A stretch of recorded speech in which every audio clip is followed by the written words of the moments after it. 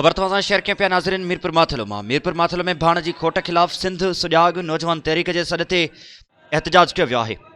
देन मोहम्मद लाशारी जी report मूजिब मीरपुर माथलो में सिंध सुजाग नौजवान तहरीक जे सॾ ते नसरुल्लाह गडाणीअ जी अॻवाणीअ में एहतजाजी मुज़ाहिरो कयो वियो आहे।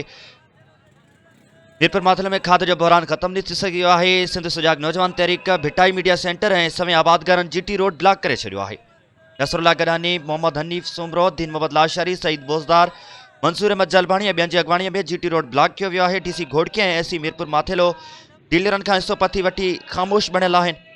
नसरुल्लाह गडाणीअ तरफ़ां मीडिया सां ॻाल्हि ॿोल्हि कई वई आहे। संदन वधीक चवणु आहे त असांजे तक जा चूंडियल नुमाइंदनि खे पंहिंजी ज़मीन लाइ भाण घर वेठे मिले पियो।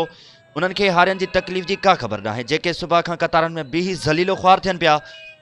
नसरुल्लाह गडाणी, हनीफ सुमरो ऐं ॿियनि अॻवाननि मुतालबो कयो आहे त खाद जे हथरादू खोट खे ख़त्म करे आबादगारनि खे रिलीफ फराहम कयो वञे ऐं फसल खे थींदड़ नुक़सान खां बचायो वञे।